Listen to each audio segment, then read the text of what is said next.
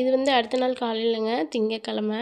நாங்க ஞாயித்துக்கிழமை போனோம். ஆனால் அன்னைக்கு பாப்பா வந்து ஞாயித்துக்கிழமை தான் பிறந்தாங்க.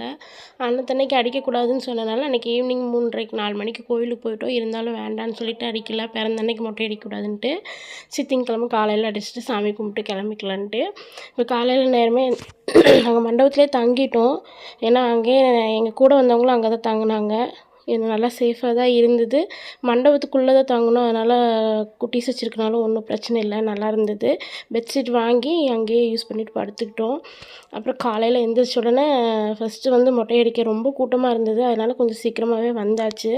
வந்து சூரியனெல்லாம் உதயமாகிறதெல்லாம் பார்த்துட்டு வந்து மொட்டை அடிக்கிறதுக்கு வந்து ஃபஸ்ட்டு பையனுக்கு அடித்தாங்க. அதுக்கப்புறம் பாப்பாவுக்கு, அவங்க அப்பாவுக்கு அடித்தாங்க. அதுக்கப்புறம் பாப்பாவுக்கும் மொட்டை அடிச்சிட்டாங்க. பாப்பாவும் கொஞ்சம் அழுதான். இருந்தாலும் அவங்க அண்ணன் அளவுக்கு அழுகலை அவள். அதுக்கப்புறம் மொட்டையெல்லாம் அடிச்சுட்டு குளிச்சுட்டு கிணறுல வந்து 2-3 மணி நேரம் நின்னோம்.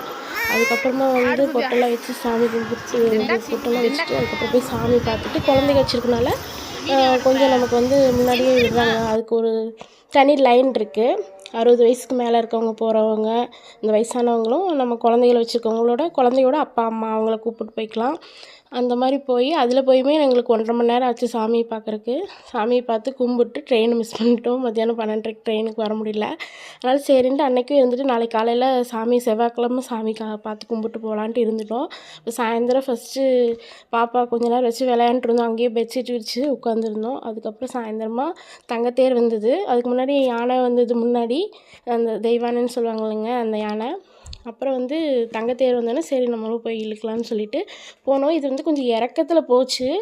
நமக்கு எப்படி இழுக்கிறதுனே தெரியல. அது கீழே முன்னாடி போகுது. ஆனால் நமக்கு வந்து டக்குன்னு வேகமாக போகிற மாதிரி இருக்கனால இழுத்து பிடிக்கிற மாதிரி தான் இருந்தது. எப்படியோ இந்த பாக்கியம் நமக்கு கிடச்சிதேன்னு ரொம்ப சந்தோஷமாக இருந்தது.